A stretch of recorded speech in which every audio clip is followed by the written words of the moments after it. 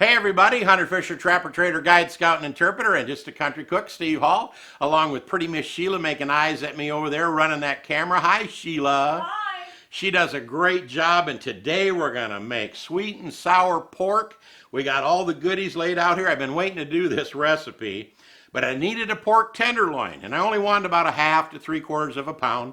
A single pork tenderloin, not a pork loin, but just the pork tenderloin.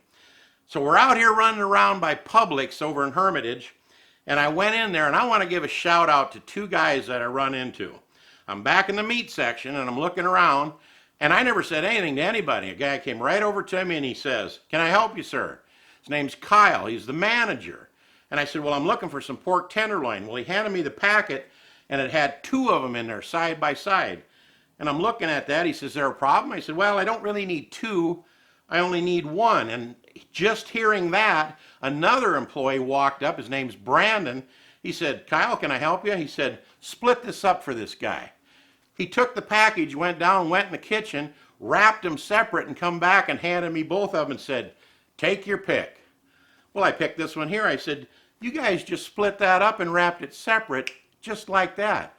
I only suggested I needed one." He said, "Well, you said you only needed one."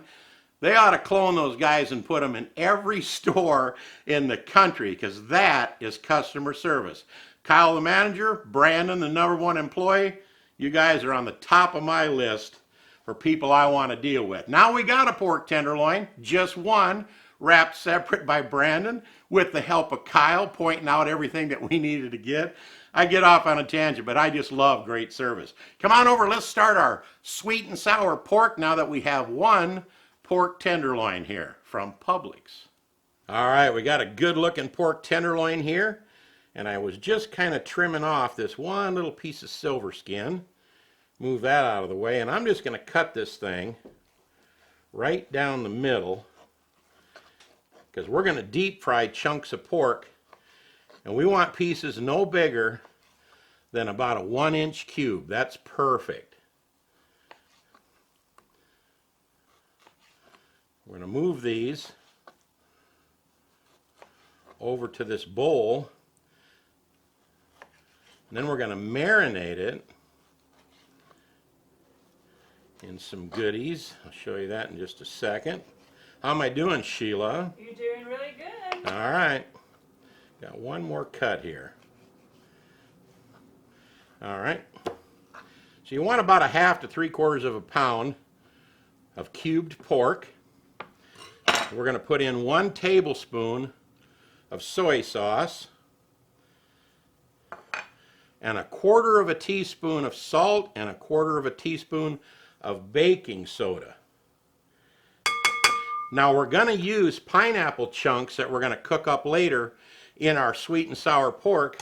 So I poured the juice out of the can, and I'm going to just put a little bit of that pineapple juice in there too, just to kind of sweeten the pot, as they say. I'm going to mix up this soy sauce, salt, baking soda, pineapple juice. And we're going to put this in the refrigerator for a couple hours, let it marinate, and we'll be right back with you. Now you can make it really easy on yourself and just go buy a bottle of sweet and sour sauce for this recipe, but you'll like this stuff if you make it. And it's really easy to remember, because we're going to use a 1/2 cup of ketchup, a 1/2 cup of rice vinegar, and a 1/2 cup of sugar. Now, a couple of things I want to mention. First of all, I use Hunt's ketchup. They don't sponsor our show, but I like Hunt's. 1/2 cup of that.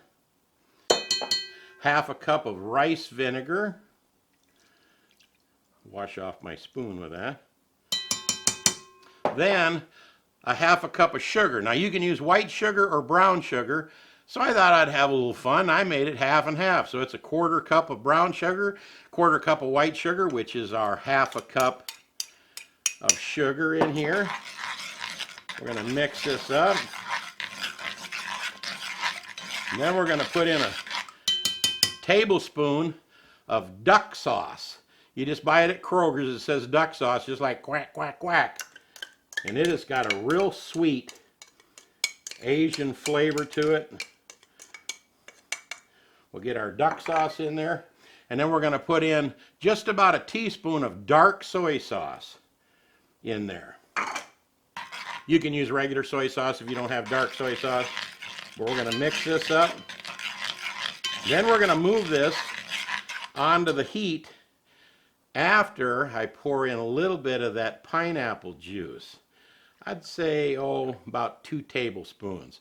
Remember that pineapple juice that came out of that can? I'm using it to marinate the pork. I'm putting it in the sweet and sour sauce to kind of thin it out a little bit. In fact, I'm going to add a little bit more of that. Most recipes call for water in here, like about a half a cup of water, but I'm not going to thin it out with water when we can use flavor. All right, let's put this on the heat. See you in a second. All right, we brought this to a simmer, but you notice it's still pretty thin. We're going to simmer it for just a minute here. But to thicken this, we're going to make a cornstarch slurry. What is that? About a tablespoon of cornstarch, about an equal amount of water.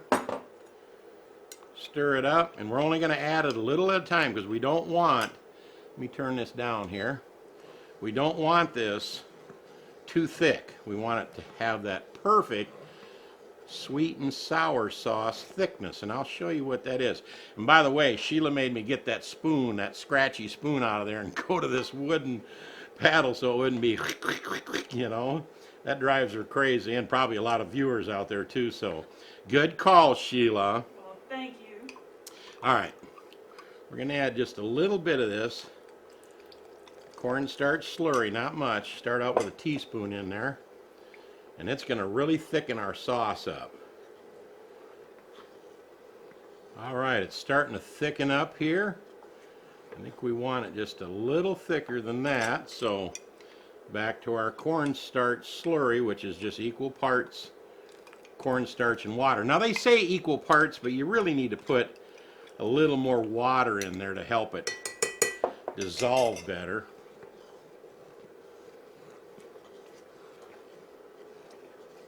Cook this cornstarch in here for a minute and see if this thickens it up. All right, I turned this down on medium heat. It's getting a little thicker, looking pretty good now. But I'm still going to use the rest of this slurry. So 1 tablespoon of cornstarch with enough water to make it liquefied. And I'll bet you that'll be about perfect. Looking good. And as it cools down, I think it's going to get even thicker here. See if I can get a hold of this little pot and move it over to the side. That's the nice thing about this induction cooktop. When you lift that pan off of there, it shuts off. Oh yeah, looky there. There is our sweet and sour sauce. That looks good. It does look good, don't it, Sheila? All right, perfect. Now we're going to set this off to one side. All right, we got our pork back from the refrigerator. We got 2 eggs in here, blended up really nice. And what we're going to do is we're going to dredge this in 2 cups of flour, seems like a lot, and 1 cup of cornstarch. Now I will tell you that traditionally a lot of these Asian restaurants use corn flour, but it's hard to find. I couldn't find it at Food Lion, I couldn't find it at Publix, I couldn't find it at Kroger's, I couldn't find it anywhere. So you can use flour and cornstarch instead, and that's exactly what we're going to do. 2 to 1 on the mixture. Now we're going to end up double dipping this stuff, and what I mean by that is we're going to roll this in the egg and put it in our flour and cornstarch mixture here. I'm only going to do 3 or 4 at a time so I can really cover them up. Can you see that, Sheila? I can. All right. Now it's time for the dry hand over here. We're going to move that over into this bowl. This will give a real nice crunch to this with the cornstarch and the double dipping. And I'll show you what I mean by that in just a second. So let me get the rest of these in the egg and cycled through this flour.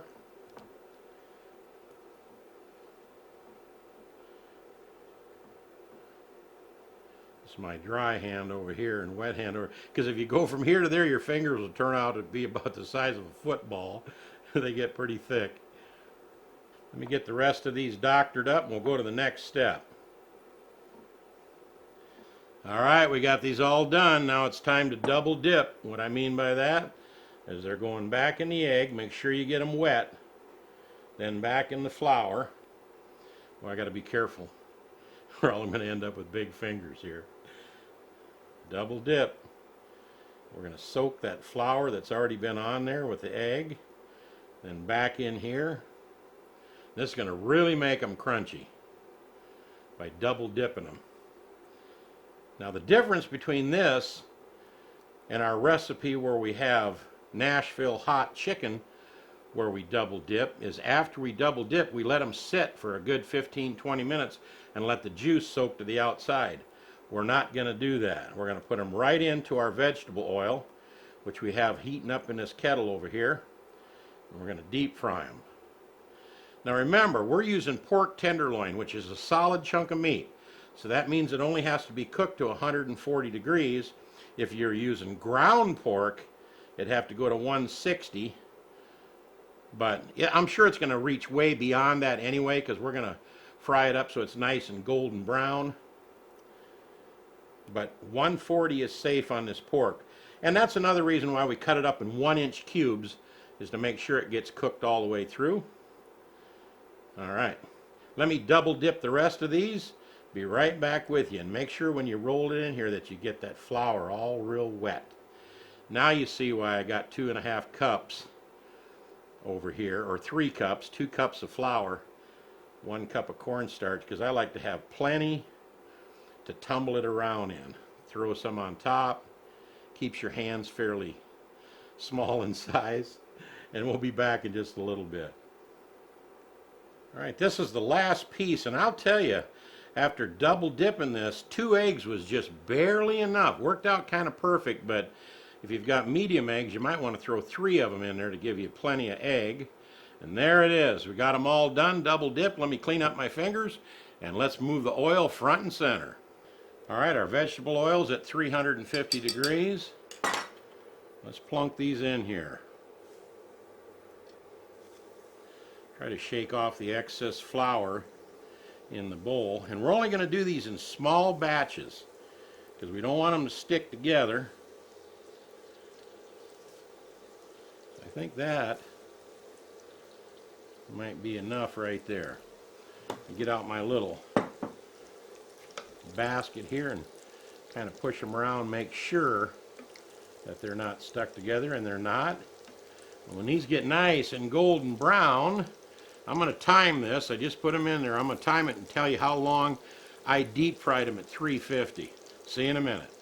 Now these been frying for 2 minutes, and I flipped a couple of them, and they're just like donut holes. Once they get golden brown on one side after a couple of minutes, if you just give it a little bop like this, it'll turn over to the other side. So let me turn these over, and it turns brown side up. Isn't that slick? The flour kind of does its thing. Looky there. Come on now, don't make me a liar. Perfect. Yeah, looky there. All right. Let me let these cook for another couple of minutes. I want to make sure they're cooked all the way through. He needed to flip over, and he needed to flip over too. There we go. Perfect. Look at that. Our first little batch is cooking. I'm going to give it a good another, 2, maybe 3 minutes. I can kind of judge by how long it's cooking, and I might even pull one out and cut it in half to make sure it's cooked all the way through. All right, this batch I'm pulling out at about 6 minutes total because they look nice and golden brown. Beautiful. You'll notice they're a little lighter color than the other batch because I think they're done enough. But again, you can cut them in half. You can put a little temperature probe in there. As long as I hit 140, we're good to go. Now it's time to get our little wok out here and start on our vegetables. All right, I got my new Lodge wok, and I'm going to put in a couple of tablespoons of vegetable oil. because olive oil doesn't do real good at high temp. And I want to get this nice and hot. And I'm going to show you that we have all our veggies cut at about the same thickness and the same size. Our green bell peppers, our red bell peppers. I even got a few carrots here that I actually peeled the carrot and then sliced them at an angle and cut them thin enough so they'd be about as thick as the pepper. Same thing with my sweet onions. I'm going to just throw a few of these sweet onions in there. In fact, I'm going to start with the onions first. And when it comes to the pineapple, you could actually take a big chunk of pineapple and cut it up. But I just bought the stuff in the can, saved the juice to do that marinade and to make our sweet and sour sauce. And that's going in a little bit. We want this nice and hot. Stir these around a little bit to start to soften them. Even get a little char on them is okay. Alright, I broke up a couple of those little pieces. Looking good. Now it's time to add 1 red bell pepper and 1 green bell pepper, all cut into about the same size. Let that cook for just a minute.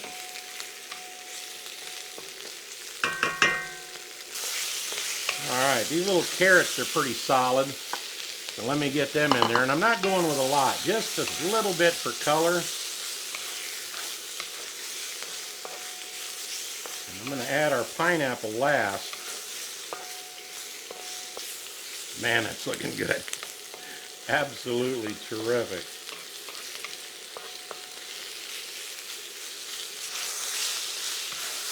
Alright, these have been cooking a good 3 to 4 minutes on high heat. Still want a little crunch to them when we serve the dish. But you'll notice, you see how that's got a little sear on that red pepper? That's just about perfect. You want to soften them a little bit, but not too much. Time for our pineapple. I got about 4 or 5 rings that I took out of there, cut up. You can put in more if you'd like. I'm only going to stir that around for about 30 seconds to get that pineapple kind of hot. Add, look at that. Did we do good on that or what? Time for our homemade sweet and sour sauce. We can always add a little more, so I'm only going to put about half of it in there. Remember, we made a batch that was a cup of ketchup, a cup of rice vinegar, a cup of sugar. We mix it 50-50 with brown sugar and white sugar. Oh, that looks so good. Now it's time to add our pork in here. And we'll see once we stir this if it needs any more sweet and sour sauce. And I'll tell you, I looked at that sweet and sour sauce bottles. Every brand in the store, and almost all of them, are high fructose corn syrup. And I use that Hunt's ketchup making ours that has no fructose corn syrup in there. Looking good, but you know me, I like a little more. Fantastic.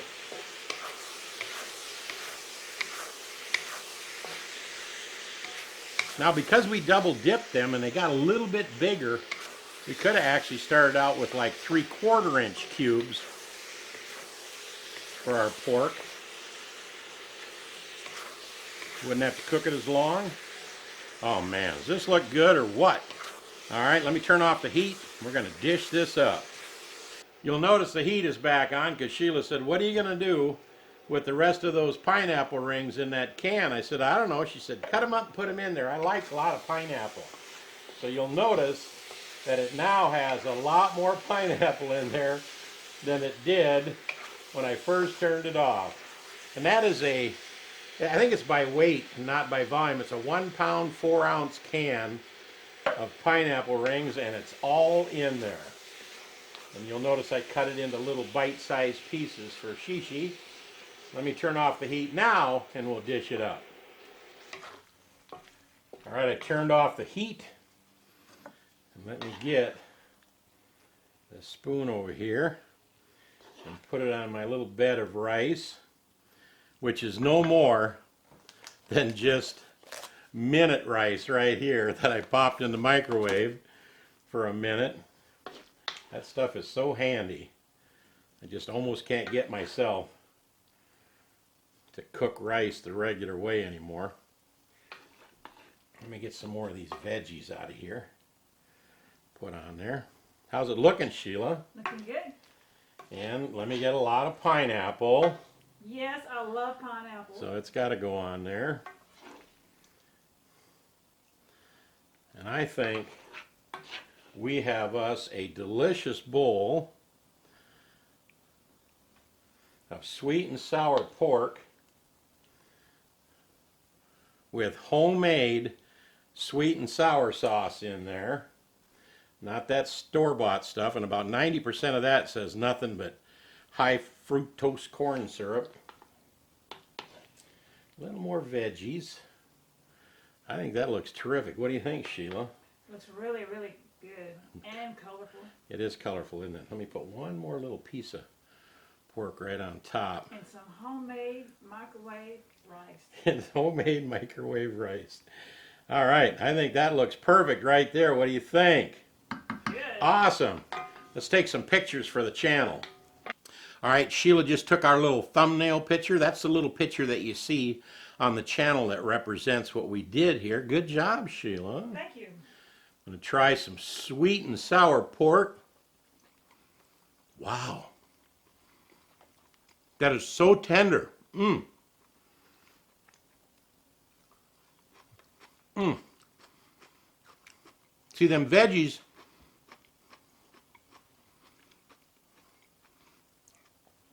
don't mean to munch in your ear, but still have a little crunch, but they're soft around the edges, so that's just perfect. I got to try Sheila's pineapple here with a little rice. Oh. What can I say? That is perfect. You know, I thought those 1-inch pieces might be a little bit too big, but I don't think so now. Mmm. They're so tender. I think it's perfect. Wow. We might have to do an edit here because I have to have one more piece of pineapple too. Good call on the pineapple, Sheila. Thank you. Okay, I'm all done munching now, but that is a great dish. You're going to love this sweet and sour pork recipe. Don't buy this store-bought stuff. We had actually about half left over that I think we can put in the refrigerator and use it for another batch coming up down the road, or maybe some other stir-fry stuff, but this is terrific. Well, we thank you for watching our channel. We hope you enjoyed this recipe. We hope you subscribe to our channel. That's pretty easy. Little Shotgun Red's face will pop up over here at the end of the video. If you click on it, you can subscribe. We hope you check that little bell too, because then you'll be notified every time we come out with a new recipe. I'm going to put some easy recipes over here that you can click on and look at a playlist. And is this the most delicious sweet and sour pork you ever ate? If it ain't, it ought to be. Great job on that camera, Sheila. Thank you. Remember, the ingredients will be right underneath the video. You never have to go to a website to find any of our ingredients. But if you are out snooping around, check out shotgunred.com. And we got our new fish breading there and a lot of neat stuff for Christmas, like Shotgun Red dolls and DVDs and all kinds of stuff. But man, I'll tell you what, this has been a lot of fun. Can't wait to break so we can have us a little lunch. Thanks, Sheila. You're welcome. Say goodnight, Sheila. Good night, Sheila. There you have it, sweet and sour pork. See you next time.